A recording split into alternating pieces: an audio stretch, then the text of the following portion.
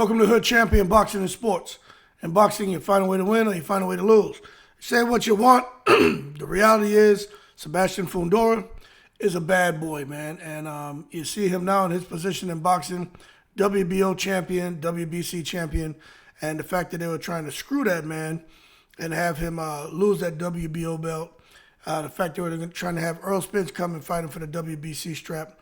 Over the last year, man, Seabistain Fundora has just got jostled around when it comes to trying to make a fight. Even when it came to the rankings, when it came to mandatory, everything. His name was just being thrown all over the place, and it wasn't anything to benefit or advance his career. But the reality is, with him holding 2 of the 4 belts at 154 pounds, he's a really tall target, and a tall task for anyone to try to deal with. Now, when you take a look at the ranking stack at super welterweight, they still have Crawford as the big dog, Ortiz as number 2, Madrimov 3, Murtazalia, then Fundora at number 5. Now, in my opinion, for Fundora to have 2 belts, I think that's a slap in the face for him not to be, bubbled up higher than the number 5 spot. Then you got Bohachuk, Zhu, Conwell, Ramos, Zayas. Now, just looking at that, and then we come down and you take a look at what the real deal is with Fundora holding that hardware. To me, it's kind of hard to not give that man a little more credit than what he deserves. But the thing is, okay, Fundora can fight, but who'd he beat, all right? And when you start to ask those questions, then you get your answer on why he's not ranked a little higher. But the bottom line is, with him this week, I think he's fighting the guy, Conwell. Let me tell you something, man. Fundora's got some sting on those punches. He's been working on getting even more leverage, and he's been working on utilizing his height and reach advantage, which he has over everybody from 154 up to like damn 1 to cruiserweight. So if he has really worked on that and is fighting with more intelligence, not all his balls, then Fundora is going to be a tall task for anyone he fights. But because of the hardware he carries, he's a tall target. And I'm not so sure that there are many people who can really take him down if he decides to fight his size. Now, he came out here and he talked about it. He said, look, man, everything's true about what they're saying about me, man, just trying to generate power and working on my technique. But the one thing about him he expects to show is just a different side to his game. He says because he's been fighting from small, he's developed a love for boxing. But he said there's an inherent passion that has developed because of how he's been treated at 154 pounds. Now, when I hear Seabistain Fundora say that, I said, this is a guy who already fought with his heart, with his balls, and he has IQ, been fighting since a kid. But now he sees like, damn, the politics of boxing, I'm a company man. I'm not going to go against the grain, but I can sit back and see when I'm not being treated favorably. He's like, and I don't want favors. He's like, but damn, at least treat me fairly. And he felt like he wasn't being treated fairly. And as a result, he's been in the lab. That's why he's not shy of any confidence. You listen to him talk and you watch him smile. He knows for sure him having those championship belts around his waist have made him a target.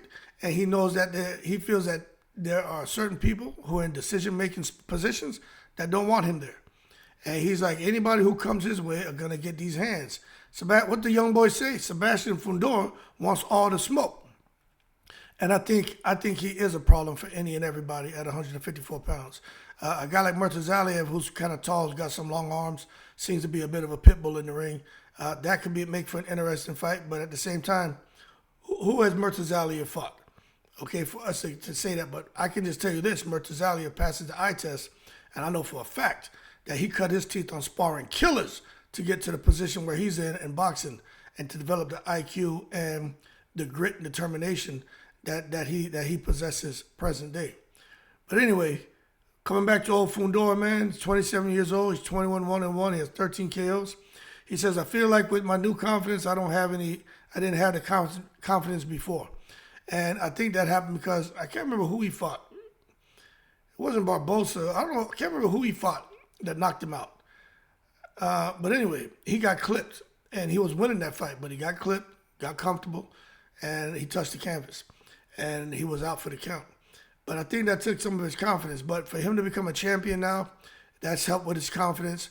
For him to be in this working for a whole year without any fights and being able to reflect and have positive people around him and see himself with those 2 belts. That's helped with his confidence.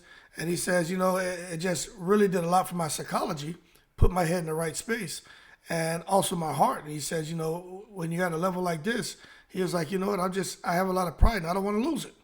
And when you hear a guy talking like that, it's going to be motivating. And for me, it's hard to pick against him, especially when you look at him and his sister both being champions at the same time.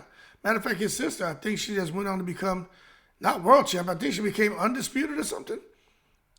So his sister Gabriella gets busy, and so does Sebastian. But we're going to see, man. He living in Vegas for about a year. He was frustrated, man. In 2024, of course, Earl Spence and PBC jerked him. All these rumored fight dates and all this stuff, man. I just think they did him wrong. All that shit for a whole year, thinking he's going to fight. He's in training camp, amounts to nothing. Wasting money on training camps. Fighters don't get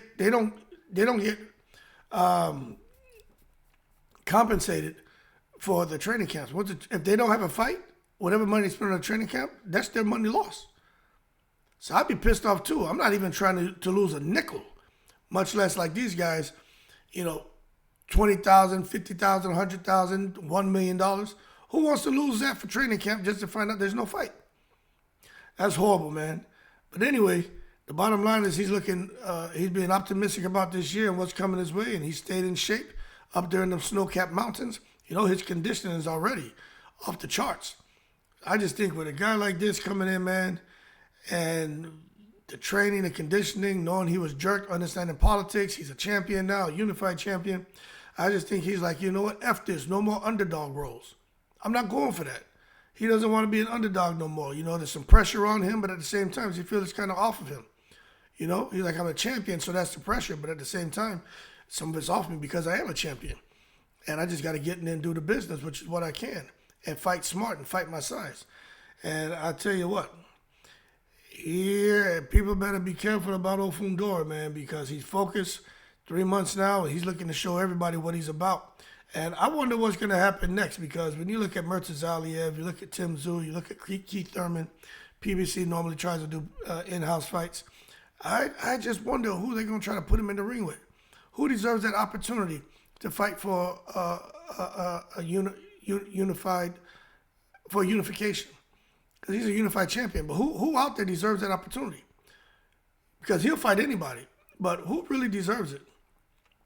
And I'm going to be honest, when I come back and look at my thing, Xander Zayas, he's not a champion. Crawford, Virgil Ortiz, and Murtazaliev. Really, if he's going to go on and try to pick up another strap, it's probably Virgil Ortiz or Murtazaliev. Crawford ain't fighting Fundora. But really, Virgil Ortiz, that could be why. I'll tell you this. It'll probably be Virgil Ortiz. Because Virgil Ortiz, he ducked that Murtazaliev fight, which is understandable. But that would have been an opportunity for Virgil Ortiz to pick up the IBF strap. We know Virgil Ortiz is a WBC interim world superweight champion. But he's not the WBC world superweight champion. He's the interim. But if he fights Murtazaliev, he becomes an IBF world junior weight champion. That belt matters. And then he could have went on and fought Fundora for 3 of the belts because Fundora has 2. But it looks like they're going to make sure they leave the duck sauce on the carne asada. And you can't blame Virgil Ortiz and his team. He fought Marjamov, Bohachuk. He fought some killers. Then to throw him in with Murtazaliev, like you're trying to get the man killed. But Fundora may be worse than Murtazaliev. But they may see that as an easier fight. That's why Fundora sometimes ends up as an underdog. But I think right now, all these guys can fight. Crawford can fight. Murtazaliev can fight. Fundora can fight. Ortiz can fight. Bohachuk can fight. Xander Zayas can fight. Marjamov can fight. Conwell can fight. Everybody, Ramos can fight. Everybody at goddamn 154 can scrap. Everybody can scrap. Keith Thurman's there. He may be a little bit smaller, but even him, everybody can fight. They're all good fights. Anybody can lose at 154. Anybody. But the one guy, if you ask me, if he fights tall, if he uses his natural advantages, I think Fundora can beat all of them. All of them. Turn into Winky Wright for a night. Turn into Lennox Lewis for a night. Turn into Ike Corte for a night. Turn into Oba Carr for a night. Turn into Larry Holmes for a night. And just stay behind your jab. Turn into De La Hoya for a night.